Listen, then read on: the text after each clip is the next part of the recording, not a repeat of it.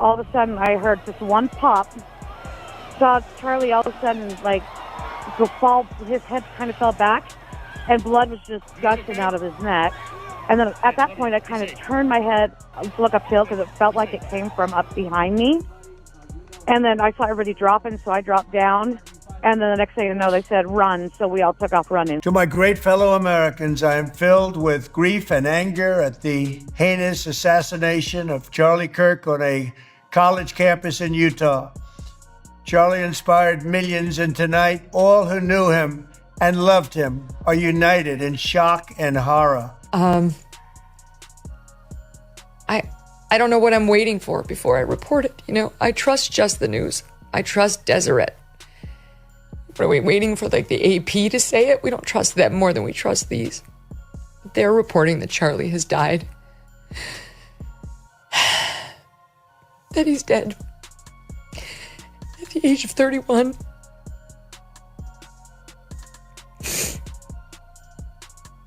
Which he would have to be if that video was real. There's no way he survived that. The only good thing is, it had to have happened quickly. This isn't speculation anymore. As of September 10th, 2025, conservative activist Charlie Kirk is confirmed dead, shot in the neck during a Turning Point USA event at Utah Valley University. Imagine, thousands packed into a courtyard, eager faces, MAGA hats, folding chairs, then a sharp crack of gunfire. Blood, terror, chaos. People duck, scramble, sprint. The crowd scatters. Security's overwhelmed. The university evacuates. This wasn't just another headline. It cut into America's deepest wounds. And right in the middle of that storm was Megyn Kelly, capturing the shock that gripped the nation. What follows are real events and public footage. If the headline stunned you, wait until you hear it from those who lived it. Oh my God. Cody, go, run, run. Oh. Counting or not counting gang violence? What the fuck?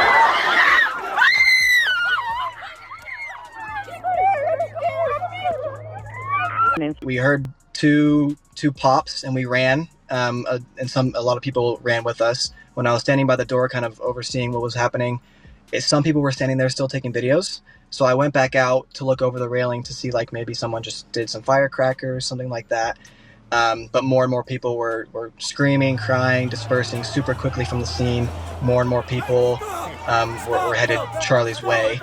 And yeah, just pure craziness. And then after getting back into the building, just tons of people flooding to go outside, get away from the scene. You can hear it, panic in every breath. One student said she heard two pops. Thought maybe it was a prank, until the crowd split like water breaking through a dam. Phones were still up, filming, even as people screamed and scattered.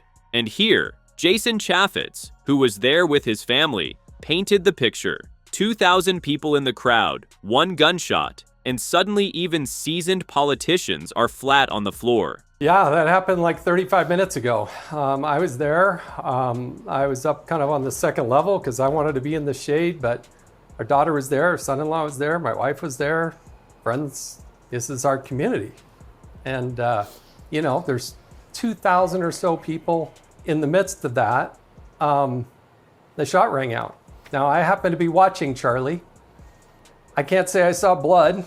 I can't say I saw him get shot, but as soon as that shot went out, he fell back into his left, and everybody hit the deck.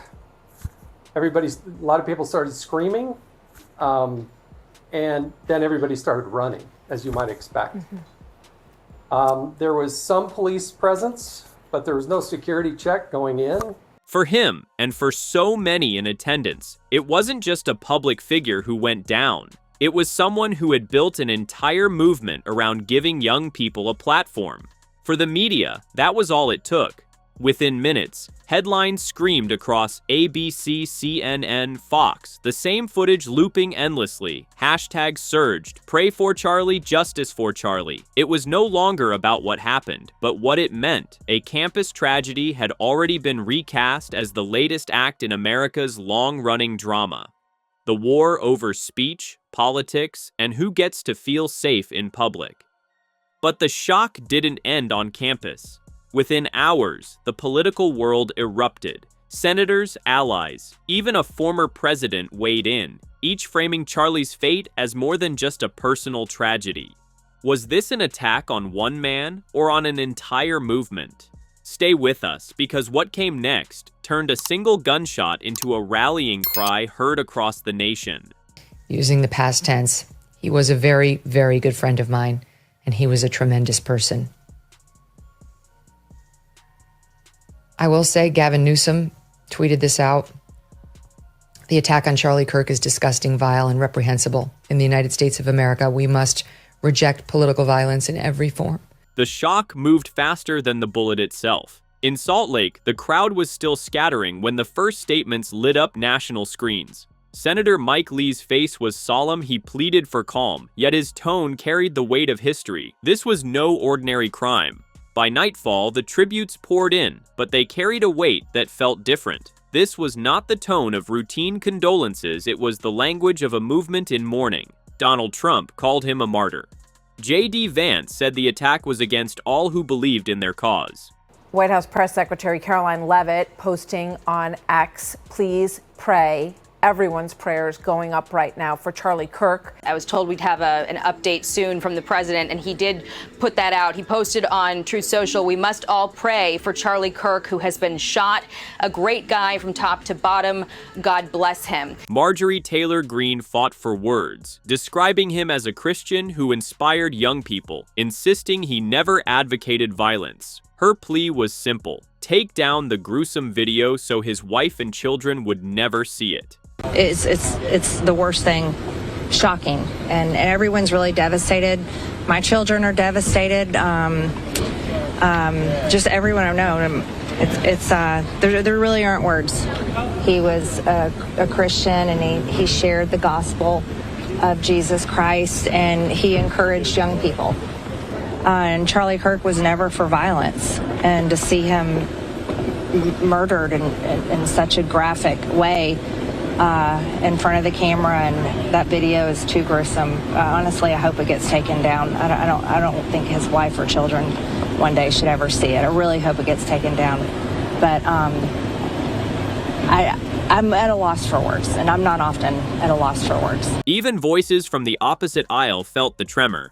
I think what has just transpired is tremendously disturbing. It is the latest evolution and instance of political violence in the United States, and it must end. Alexandria Ocasio-Cortez called the shooting tremendously disturbing, the latest proof that political violence has taken root in America's soil. And then came the whispers. Was this a lone act of madness, or part of a darker pattern where words and ideologies are turning into weapons? The answers weren't clear, but one thing was, Charlie Kirk's name had become more than a headline. It was now a symbol. Assassination of Charlie Kirk is likely to be a watershed moment in our already radicalized politics. Literally, I was listening to Charlie Kirk's interview with Mark Halperin, which he did yesterday, literally listening to the podcast when my wife called me to tell me the news even before it hit the New York Times. This is a man who was beloved by millions, especially in the Republican Party, especially if you're under 30. This is somebody who is a major figure in Republican politics, much more important than your average Republican congressman, for example, even many of Republican senators. This is somebody who's right at the heart of the MAGA movement. And that's where Joe Rogan steps in. Because while the world scrambles to react, Rogan's take slices straight through the noise and exposes what few dare to say out loud. From Capitol Hill to cable news, the refrain was the same: pray for Charlie, pray for his family. But beneath the words lingered a sharper edge. Was this a turning point? A watershed moment in a nation already radicalized? Some wondered aloud if this tragedy would harden the lines of division even further. Others asked whether Kirk's legacy would now rise beyond politics, his name carried as both a rallying cry and a warning sign for what America has become. The screams had barely faded when the questions began to roar louder than the gunshot itself. Who pulled the trigger, and how did they manage to turn a college courtyard into a killing ground?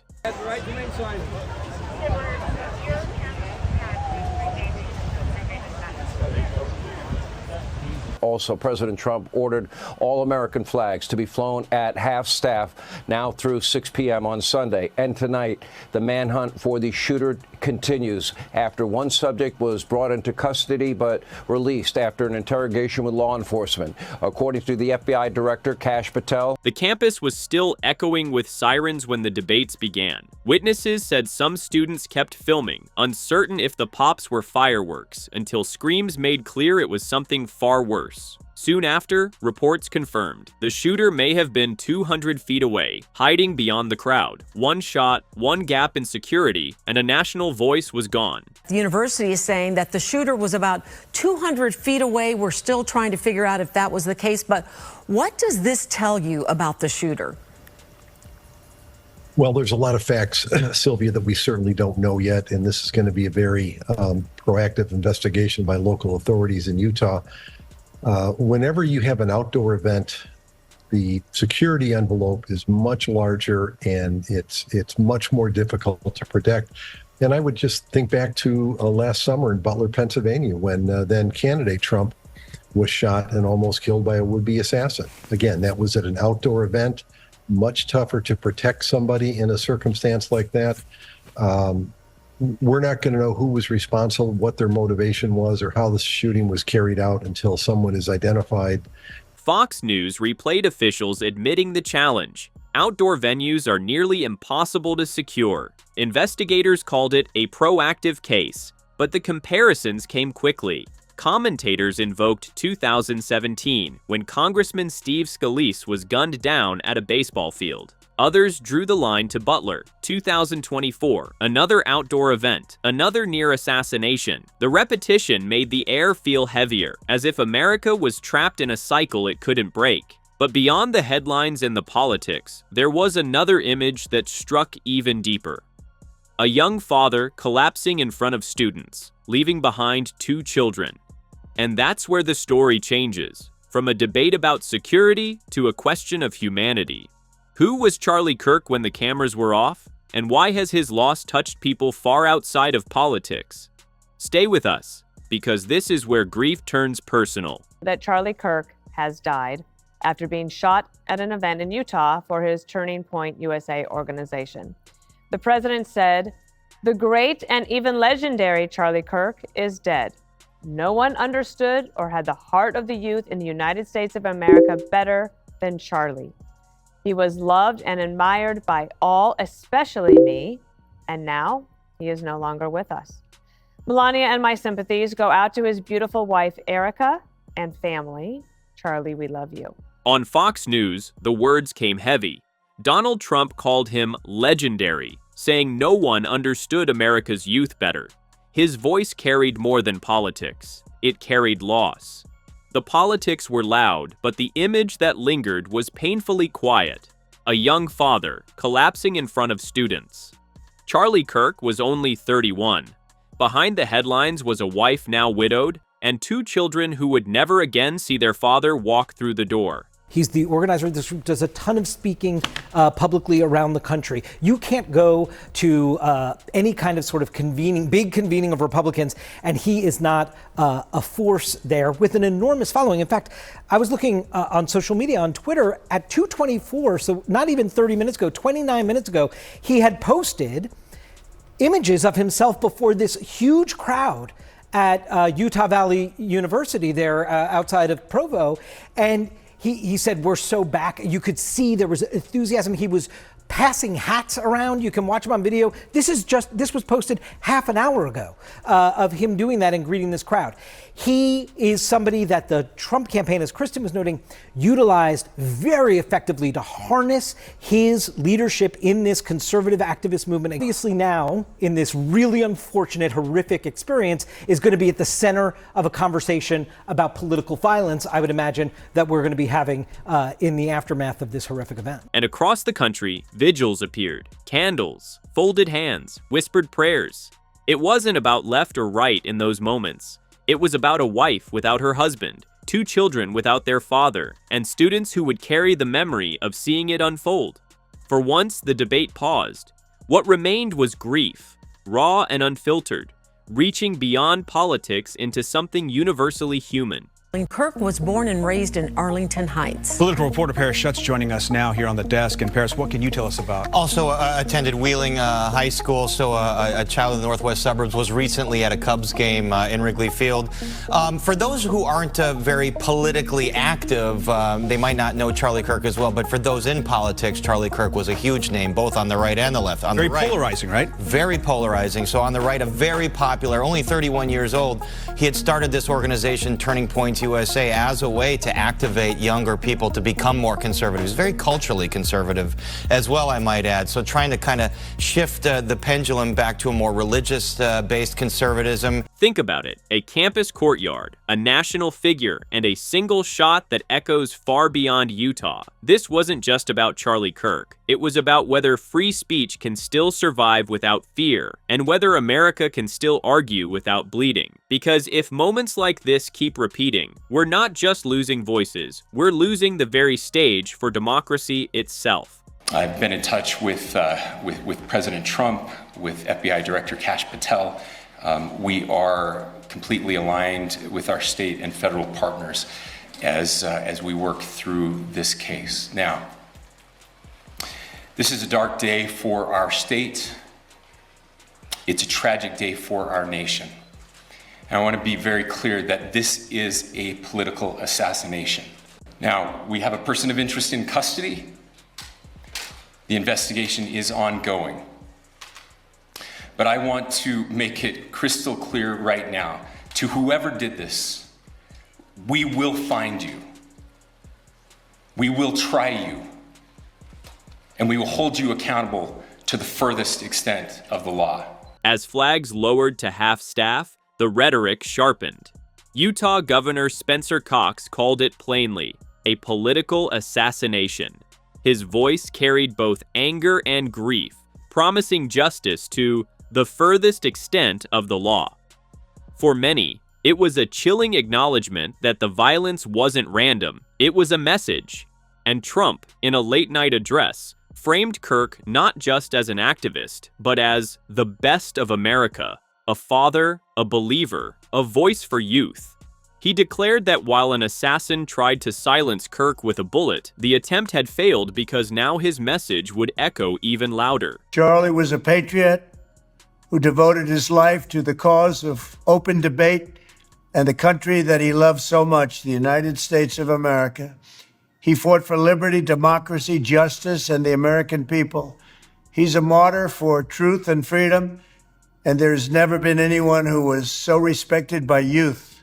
Tonight, I ask all Americans to commit themselves to the American values for which Charlie Kirk lived and died, the values of free speech, citizenship, the rule of law, and the patriotic devotion and love of God. Charlie was the best of America, and the monster who attacked him was attacking our whole country. An assassin tried to silence him with a bullet, but he failed because together we will ensure that his voice, his message, and his legacy will live on for countless generations to come. Today, because of this heinous act, Charlie's voice has become bigger and grander than ever before, and it's not even close. May God bless his memory, may God watch over his family, and may God bless the United States of America. Across social media, the words resonated. To some, Kirk's death became a rallying cry. To others, it was a warning of how fragile America's civic life had become. Candlelight vigils outside universities and churches weren't just acts of mourning. They were symbols of fear, unity, and defiance all at once. And in the background lingered a sobering question. If debate on campus now risks ending in bloodshed, what does that say about the future of democracy itself?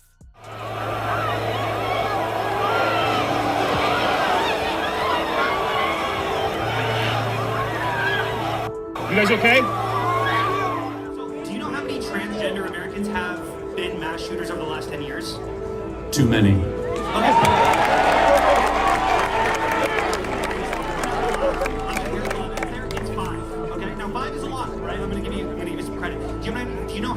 mass shooters there have been in America over the last 10 years? Counting or not counting gang violence? Great.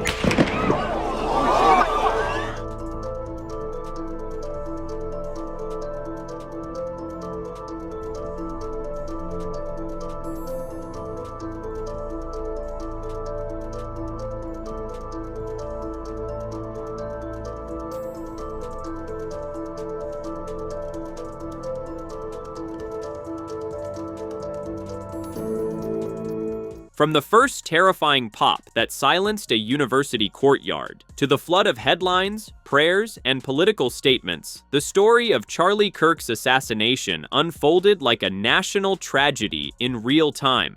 We saw how quickly shock turned into outrage, how leaders across the spectrum framed the attack, not just as a crime, but as an assault on free speech and the democratic process itself. Questions about campus security, about the rise of political violence, and about America's ability to argue without fear became louder than ever. Yet beyond the headlines was a human story, a 31-year-old father, a husband, a figure who, whether you agreed with him or not, built a movement that gave young people a platform. Candlelight vigils, folded flags, and trembling voices reminded us that grief often transcends politics. In the end, the bullet that struck Charlie Kirk did more than claim a life. It forced a country to look inward at its divisions, at its fragility, and at the dangerous line between words and violence. This video features commentary based on publicly available footage and verified media coverage involving Charlie Kirk and related news events. All references are drawn from public sources. No private or speculative information is included. The content fully complies with YouTube's community guidelines and fair use policy, intended for commentary, critique, and analysis. And if this gave you a new perspective or something to think about, don't forget to subscribe. The next chapter may be closer than you expect. Thanks for watching.